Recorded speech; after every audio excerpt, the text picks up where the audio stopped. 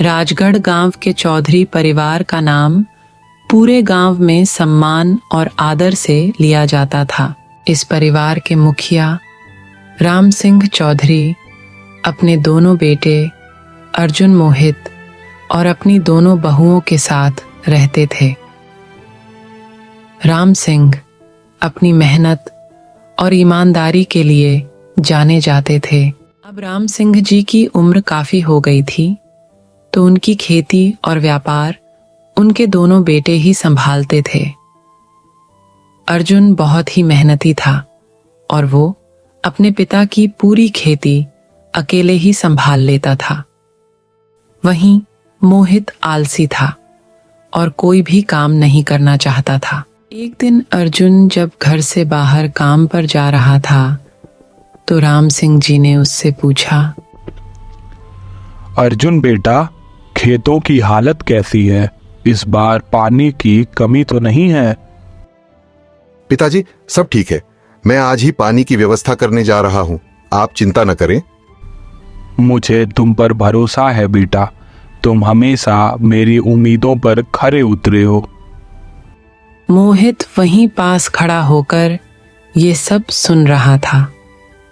वो मन ही मन सोचता है, पिताजी तो बस अर्जुन के बारे में ही हमेशा पूछते रहते हैं, कभी मुझसे कुछ नहीं जानना चाहते हैं। वो अपने पिता की नज़रों में अर्जुन के लिए खास जगह से जलन महसूस करने लगा था। रात में मोहित अपनी पत्नी से इस बारे में बात करता है। पता नहीं क्यों बाबूजी हर काम के लिए अर्जुन पर ही भरोसा करते हैं। क्या मैं कुछ नहीं कर सकता? मोहित, ये दुनिया ऐसे ही चलती है। जो लोग दूसरों के सामने सिर झुकाते हैं, उन्हें ही आगे बढ़ने दिया जाता है। तुम देखना, अगर तुम भी अर्जुन की तरह बाबूजी के आगे पीछे घूमोगे तो तुम भी उनके चहेते बन जाओगे। मुझे किसी की चापलूसी करने की जरूरत नहीं है। मैं अपने दम पर सब कुछ हासिल कर सकता हूँ। राम सिंह जी का स्वास्थ्य धीरे धीरे खराब होने लगा। एक दिन वो सोचते हैं, अब समय आ गया है कि मैं अपनी संपत्ति का बंटवारा दोनों बेटों के बीच कर दूं, ताकि मेरे जाने के बाद दोनों भाइयों के बीच कोई विवाद ना हो। ऐसा सोचकर राम सिंह जी अपने दोनों बेटों को अपने पास बुलाते हैं। अर्जुन, मोहित, मैं चाहता हूं कि मेरी जायदाद को तुम दोनों आपस में बराबर बांट लो। मेरे जाने के बाद तुम दोनों में कोई लड़ाई नहीं होनी चाहिए। पिताजी, जैसे आप कहें, मैं आपका हर फैसला मानने को तैयार हूं। बराबर का बंटवारा?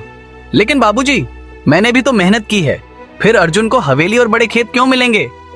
मोहित, मैंने तुम्हें भी बराबर का हिस्सा दिया है।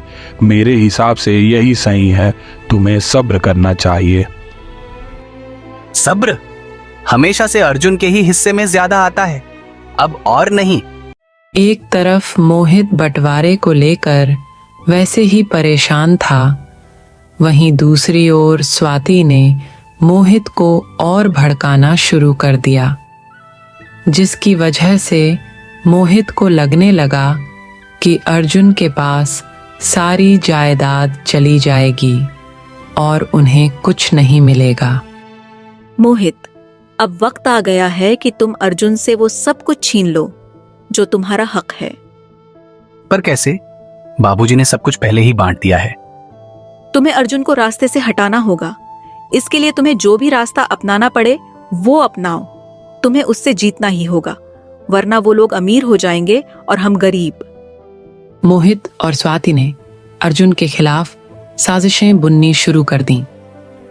वो दोनों चाहते थे कि अर्जुन और राधा घर को छोड़कर चले जाएं, ताकि संपत्ति का सारा अधिकार उन्हें मिल जाए। एक रात मोहित ने गांव के कुछ गुंडों के साथ मिलकर अर्जुन पर हमला करने की योजना बनाई। आज रात अर्जुन खेत पर जाएगा, तुम उसे वहीं खत्म कर दो, ताकि मेरे रास्ते का कांटा हमेशा के लिए हट जाए। जैसा आप कहें, काम हो जाएगा। मोहित को ये सारी प्लानिंग करते हुए अर्जुन ने सुन लिया। वो उस रात खेत पर नहीं गया। अगले दिन अर्जुन अपनी पत्नी से कहता है, राधा, मेरे अपने भाई ने मेरे खिलाफ साजिश की मैं अब इस घर में नहीं रह सकता। अर्जुन, मोहित भैया से नाराज होना जायज है, पर क्या इस तरह से परिवार को छोड़कर जाना सही होगा? अब रिश्ते बचाने का कोई फायदा नहीं है। जब अपने ही दुश्मन बन जाएं तो दूर जाना ही ठीक है। अर्जुन और राधा गांव छोड़कर चले गए और मोहित और स्वाति ने हवेली और खेतों पर पूरा अधिकार जमा लिया। पहले कुछ दिन तो दोनों बहुत खुश थे कि जीत उनकी हुई, लेकिन फिर इतने बड़े घर में अकेलापन उन दोनों को सताने लगा। पूरे घर में एक अजीब सा खालीपन और उदासी फैल गई। धीरे धीरे मोहित को अपने किए का पछतावा होने लगा। मैंने ये क्या कर दिया? क्या सच में ये सब पाने के लिए मैंने अपने भाई को खो दिया? अब तो ये हवेली भी सूनी लगने लगी है। स्वाति भी धीरे धीरे मोहित से दूर होने लगी, क्योंकि उसे अब समझ आने लगा था कि दौलत से वो खुशी नहीं मिल सकती जो एक सच्चे रिश्ते से मिलती है। वहीं दूसरी तरफ अर्जुन और राधा छोटे शहर में अपनी नई जिंदगी बसाकर रहने लगे। तभी अचानक एक दिन स्वाति राधा के घर आती है। अरे स्वाति भाभी, आप यहाँ आइए। नहीं राधा, अभी थोड़ी जल्दी में हूँ। अर्जुन के भैया बहुत बीमार हैं, उनके लिए दवाइयाँ लेने आई हूँ। उनकी बीमारी की वजह से हमने अपने सारे खेत बेच दिए और अब तो हवेली भी गिरवी है। राधा, भगवान ने हमें अपने किए की सजा दे दी है। मैं यहाँ हम दोनों की तरफ से माफी मांगने आई थी। अरे नहीं भाभी, माफी की कोई जरूरत नहीं है। इंसान कभी कभी जलन और लालच में समझ खो देता है। अगर तुमने माफ कर दिया है तो एक बार घर जरूर आना, अर्जुन के भैया को बहुत अच्छा लगेगा। हाँ भाभी, मैं इनसे बात करती हूँ, हम जल्दी ही आएंगे। अच्छा ठीक है, फिर मैं चलती हूँ। लेट हो रहा है और उनकी दवा का भी टाइम हो गया है। शाम को जब अर्जुन घर वापस आता है तो राधा उसे सारी बातें बताती हैं। अर्जुन, पता है आज स्वाति भाभी आई थी। वो बता रही थी कि मोहित भैया बीमार हैं। भाभी ने माफी भी मांगी और कहा कि अगर माफ कर दिया है तो भैया से मिलने घर आना। अर्जुन, मुझे लगता है कि हमें उन्हें माफ कर देना चाहिए। माफ? उन्होंने मुझे मारने की कोशिश की थी। राधा, मैं उन्हें कभी माफ नहीं कर सकता। लेकिन अर्जुन, वो हमारे अपने हैं। परिवार में गलतियां होती हैं, लेकिन माफी से ही सच्चा परिवार बनता है। मैं उन्हें कभी माफ नहीं करूंगा। हम ही क्यों फिक्र करें परिवार बचाने की? ये सब उन्हें इतनी बड़ी गलती करने से पहले सोचना चाहिए था। बंटवारे के टाइम अगर वो कहते तो मैं उन्हें वैसे ही सब कुछ दे देता, लेकिन उन्होंने मेरे पीठ पीछे साजिश की। अर्जुन, उन्हें अपनी गलती की सजा मिल गई है। तुम माफ करो या ना करो, मैं कल उनसे मिलने जाऊंगी और थोड़े दिन उनकी सेवा करके ही वापस आऊंगी। जो भी हो, वो हमारे बड़े भाई हैं। अच्छा ठीक है, अकेले मत जाओ, मैं भी चलूंगा। अगली सुबह अर्जुन और राधा गांव पहुंचते हैं। मोहित राधा को देखकर कहने लगता है, राधा, मैंने बहुत बड़ा पाप किया है, मुझे माफ कर दो। मैंने अपने भाई के साथ बहुत बुरा किया। भैया, माफी मांगने के लिए बहुत हिम्मत चाहिए होती है। आप माफी मुझसे नहीं अर्जुन से मांगिए, आपने उसके साथ गलत किया। अर्जुन भाई, मुझे माफ कर दे।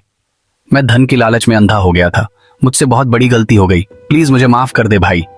अपने भाई की हालत देखकर अर्जुन ने अपने अंदर के गुस्से और दुख को भुलाकर मोहित को माफ करने का फैसला किया।